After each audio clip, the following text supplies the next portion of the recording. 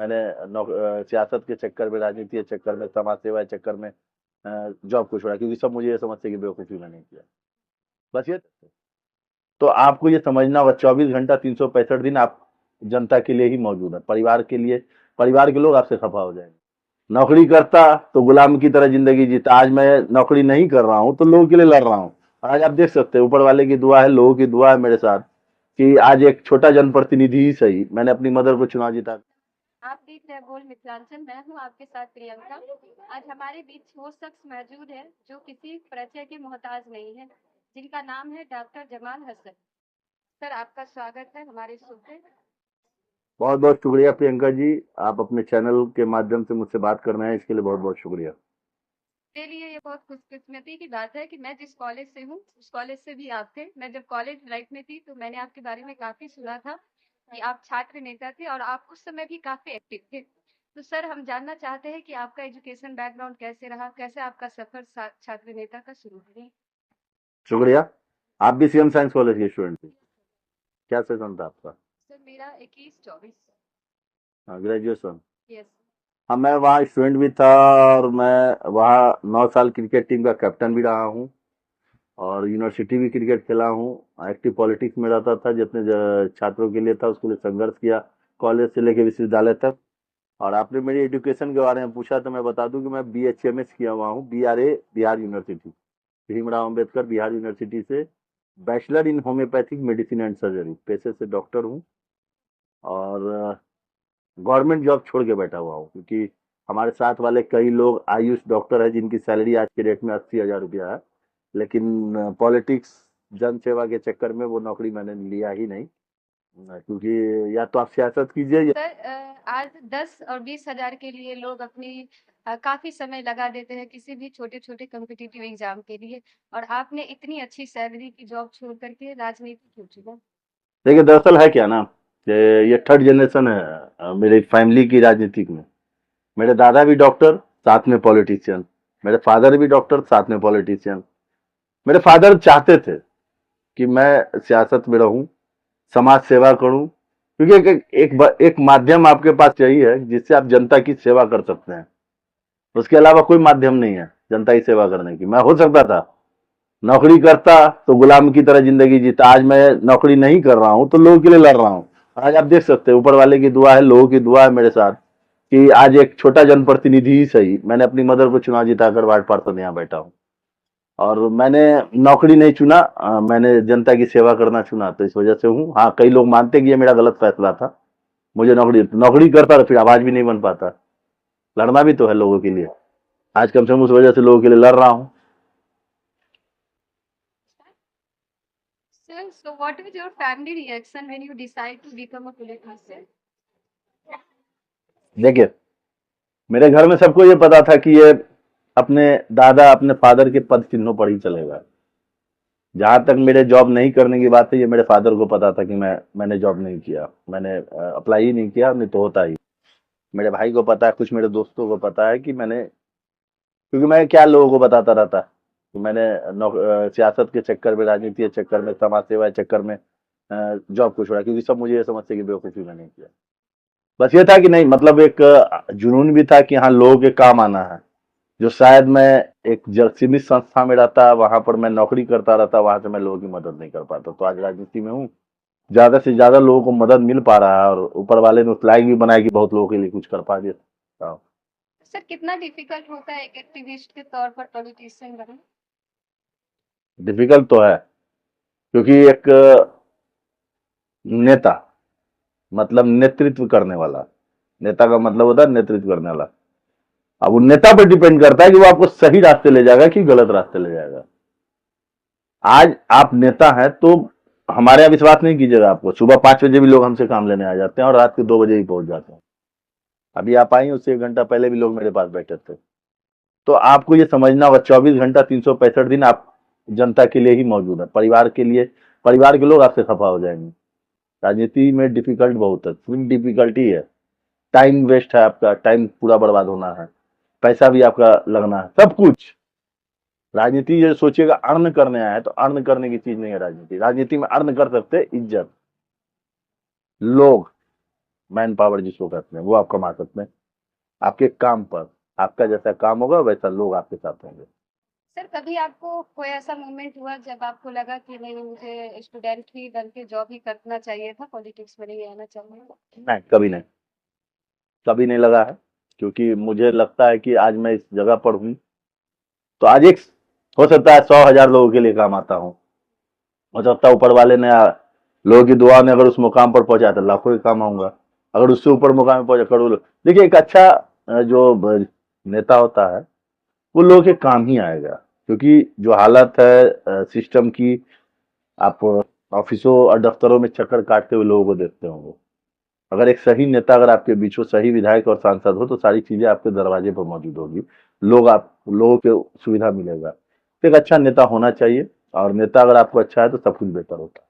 Sir आपकी family में कितना सपोर्ट मिला पॉलिटिक्स में, जैसे ना, मेरी पूरी फैमिली ने मुझे सपोर्ट किया। क्योंकि ये बात सच है कि कभी कभी ऐसा होता है कि महीनों दिन मैं यहाँ नहीं रहता हूँ। दिल्ली, बंगाल, उसके बाद महाराष्ट्र, मतलब पार्टी का चुनाव, पार्टी का काम।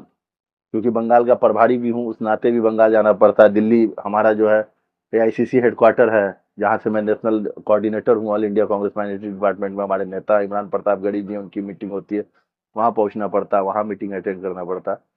तो फैमिली ने सपोर्ट किया। आज मेरे घर के लोग मेरे साथ खड़े, तभी मैं राजनीति भी कर पा रहा हूँ सही से।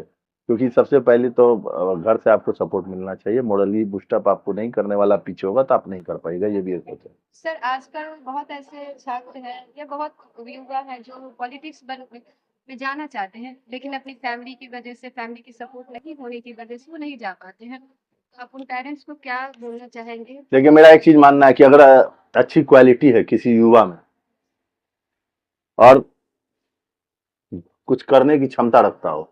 क्योंकि लोग कहते हैं राजनीति एक गंदा कीचड़ है। सारे लोगों को सुनिए, अरे राजनीति बहुत गंदी नाली है, बोल के सब साइड हो लेते हैं। उतरने के लिए, साफ करने के लिए भी तो उतरना पड़ेगा।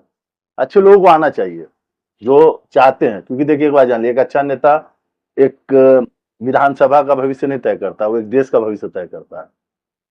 तो एक अच्छा नेता अगर आएगा तो वो उस देश का भविष्य तय कर सकता है कि देश बेहतर की ओर जाए कि देश गलत जगह जाए। तो लोगों को आना चाहिए। लेकिन हाँ, ये भी आपको मैं बता दूं कि जो लोग ये सोचते हो कि राजनीति प्रॉफिट की जगह है या मैं कमाने के लिए आ रहा हूँ, प्रॉफिट वहां आपको सिर्फ चाहिए कि लोगों का प्यार भरपूर मिलेगा, लोग आपके साथ खड़े होंगे, एक टीम आपके लिए खड़ा होगा, लोगों की दुआएं मिलेगी, लोगों के आशीर्वाद मिलेंगे। लेकिन अगर आप लालच के पीछे आइएगा तो राजनीति लालच के लिए नहीं है। और इस समय भी देखा गया है कि आप हर आपदे में हर इंसान के लिए मौजूद रहते हैं। कि जो 2025 का विधानसभा होने वाला है, अभी अभी राहुल गांधी के साथ आप पर भी एफआईआर हुआ। और एक वक्त था जब मैं एक बार न्यूज़पेपर पढ़ रही थी कई साल पहले, तो मैंने आपके एक बार आपके बारे में एक एफआईआर हुई थी, उस एफआईआर के बारे में न्यूज़पेपर में दिया गया था। तो सर ये कितना आपके लिए डिफिकल्ट रहता है और आपके परिवार के लिए कि इस सब चीज़ों से निकले, क्योंकि किसी पे केस होना कोई अच्छी बात तो नहीं है किसी भी। बिल्कुल। देखिए, होता क्या है ना, मेरे परिवार वाले भी डरते हैं। क्योंकि एफआईआर होना तो सही नहीं है। बिल्कुल आपने सही कहा कि एक घर के लोग तो डरेंगे ही। लेकिन जब आप राजनीति में उतरते हैं ना, तो एफआईआर होके आपको डराया जाता है। सरकार चाहती है कि आप डरे। और मेरे लिए खुशनसीबी है कि जिस एफआईआर में राहुल जी का नाम है, हमारे नेता जननायक राहुल गांधी जी का नाम है, उस एफआईआर में मैं उनके साथ मौजूद हूँ। मैं शायद उस एफआईआर में नहीं मौजूद होता तो मुझे शायद ये लगता है कि मेरी बदनसीबी है, ये मुझे बुरा लगता है। क्योंकि कई मीडिया के साथियों को मालूम है कि मैं पिछले जो राहुल जी का प्रोग्राम था 12, 13, 14, 15 तक 4 दिन लगातार मैं मौजूद था उस जगह, प्रोग्राम स्थल पे। तो वहाँ जिस तरीके की मेहनत थी, डेडिकेशन थी, उसका इनाम मिला मुझे। मेरे लिए एक बहुत बड़ा शील्ड कहिए उसको कि राहुल जी के साथ इस एफआईआर में मौजूद हूँ। घर वाले डरते हैं, क्योंकि डर होता ही है। क्योंकि फैमिली आपकी कमजोर होती है कि कहीं कोई मामला ना हो जाए, पुलिस ना उठा ले, जेल ना चला जाए। लेकिन हम लोग डरने वाले नहीं, क्योंकि राहुल गांधी जी एक ही लाइन कहते हैं, डरो मत। तो हम लोग उसी सोच के वाले इंसान हैं। देखिए ना, एक रंगमंच की तरह छात्र राजनीति में जब था, छात्रों की मदद के लिए खड़ा रहा, और आज भी मैं छात्रों की मदद करता हूँ जहाँ जैसे भी होता है। हाँ, आज समाज सेवा में हूँ, लोगों के बीच में हूँ। कोरोना का वक्त आया तो कोरोना में लोगों के लिए मदद किया, चाहे ऑक्सीजन सिलेंडर हो या हॉस्पिटलिटी हो या जो भी सुविधा हो, बाढ़ में लोगों के लिए राशन ढोने का काम हो, बदन पर इसी कंधे पे लाद कर राशन मैंने बांटा है। अभी भी जमालपुर में आया था, वहां लोगों के बीच राशन। तो काम करना, समाज सेवा अगर आप हैं तो समाज की सेवा में तत्पर मौजूद रहना होता है। एक सच्चे समाज सेवक की पहचान यही है। सर ये अपोजिट नहीं हो रहा, एक पॉलिटिशियन एक समाज सेवा? पॉलिटिशियन ही तो समाज सेवक हो सकता है। पॉलिटिशियन सिर्फ राजनीति करेगा तो किस चीज पर आप राजनीति कीजिएगा? पार्टी के लिए ना। लेकिन एक समाज सेवा भी तो आपको करना है उसके साथ। पॉलिटिशियन का मतलब थोड़े कि नेतागिरी सिर्फ करना, पार्टी का झंडा उठाना, पार्टी का जिंदाबाद मुर्दाबाद यही करना है, ऐसा कुछ नहीं है। समाज सेवक हैं आप, समाज का भी सेवा आपके। आप कहा जाता है कि अगर किसी जगह एक पॉलिटिशियन होता है, एक नेता होता है ना, तो उससे उस समाज का भला होता है, या तो भला या तो बुरा। डिपेंड करता है सामने वाले की सोच पर। तो आज मान लीजिए कि हमारे समाज के कहीं भी कोई मामले होते हैं, वहाँ मौजूद रहता हूँ तो उन लोगों को फायदा है। पार्टी का काम, जहाँ कांग्रेस पार्टी से जुड़ा हूँ, उसका झंडा बुलंदी से लेके खड़ा हूँ। सर 2025 के विधानसभा में आपका क्या रोल है? इस बार मैं दरभंगा शहर से प्रत्याशी के रूप में दावेदारी किए हुआ हूँ। और ऊपर बैठे खुदा भगवान गॉड की मेहरबानी होगी, लोगों की दुआएं होंगी, तो इस बार दरभंगा शहर से इंडिया गठबंधन में कांग्रेस के प्रत्याशी के रूप में चुनाव लड़ूंगा विधानसभा। और आप लोग के दुआ और साथ की जरूरत भी है। सर जैसे कि हमने बात किया था और हम जैसा जानते हैं कि आप छात्र नेता हुआ करते थे, तो आजकल के छात्र नेता को आप क्या संदेश देना चाहेंगे? मैं एक ही लाइन कहूंगा उन छात्र नेताओं से कि समस्याएं बहुत है, और मुझे लगता है कि समस्याएं बढ़ती ही जा रही है। छात्रों को दफ्तर विश्वविद्यालय का चक्कर लगाना पड़ता है, कॉलेज के ऑफिसों का चक्कर लगाना पड़ता है। तो जितने भी छात्र नेता हैं, कम से कम छात्र एवं छात्राओं को सुविधा उपलब्ध होनी चाहिए। कॉलेजों में, कई कॉलेजों में पेयजल की व्यवस्था नहीं है, सीसीटीवी वगैरह भी नहीं है। उन चीज़ों पर ध्यान देना चाहिए छात्र नेताओं को। और जितना बेहतर करेंगे छात्र और छात्राएं, उतने साथ खड़े होंगे उस संगठन की तरफ या उस छात्र नेता की तरफ। तो बनाना तो अपने हाथ में है कि आपके पीछे कितने लोग खड़े होते हैं। Thank you so much sir.